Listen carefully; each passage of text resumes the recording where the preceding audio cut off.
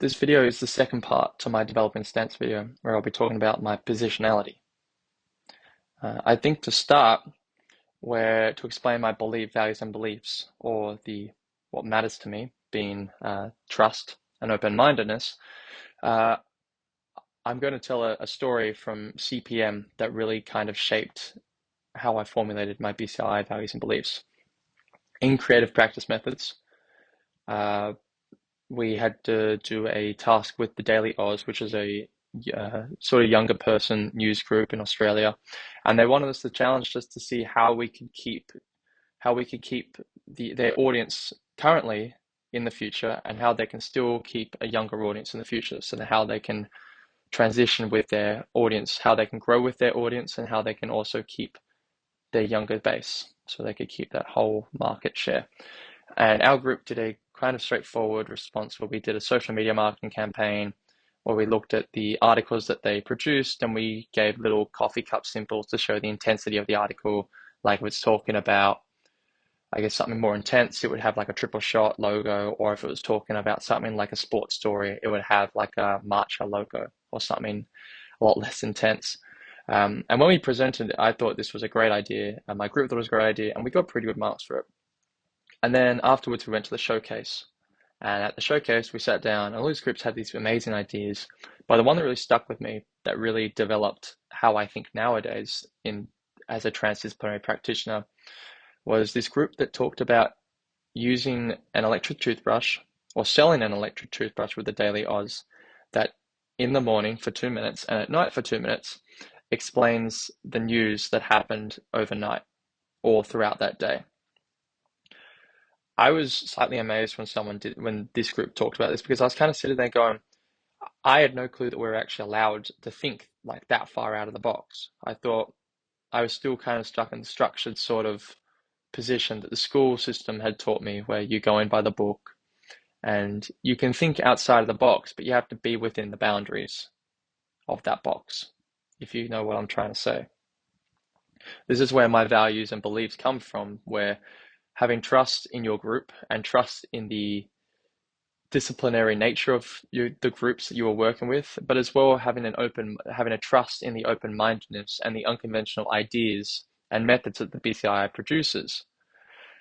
Utilizing something random like the random word method or radical reimagine or 5 whys, and allowing yourself to delve deeper into a complex problem, is where you really find the crux of the issues, and explains my tree method, or my tree analogy that I used in my developing stance video, where I talk about the branches being the surface level and the roots being the developing nature and the intertwining systems that create the complex problem, kind of like the iceberg theory in a way. To move on, I decided to do a video, as I wanted to challenge myself in a way to create a reflective video instead of just writing a reflective piece. I'm quite good at writing reflective pieces, and this time I wanted to challenge myself a little bit more to be more concise, and also experiment with how I can talk to an expert slash non-expert audience.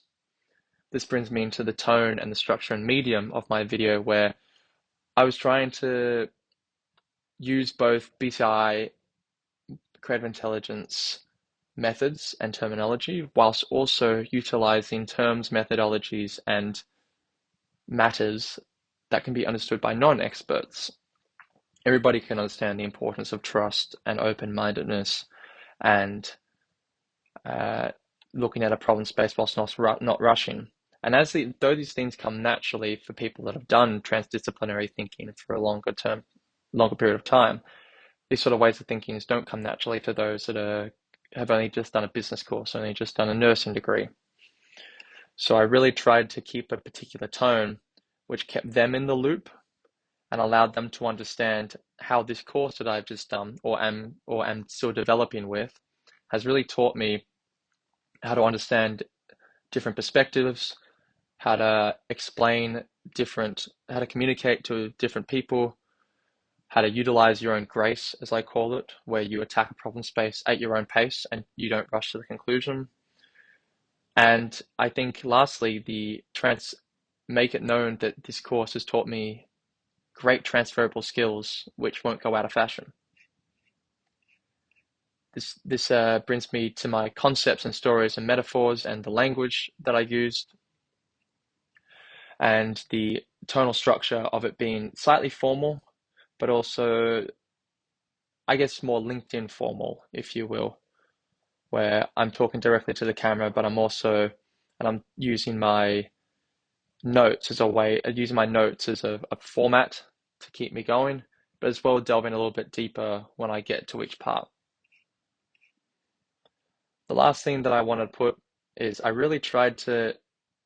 make it known that becoming a transdisciplinary practitioner is a difficult task. For me, I'm quite pragmatic, so thinking holistically never came too much as an issue, but being reflective in my practices has had to be formulated over the years.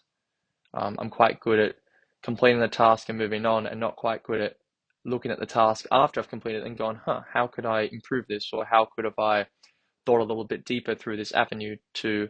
maybe create a solution or a framework which is a little bit more detailed and but also could be a little bit more ambiguous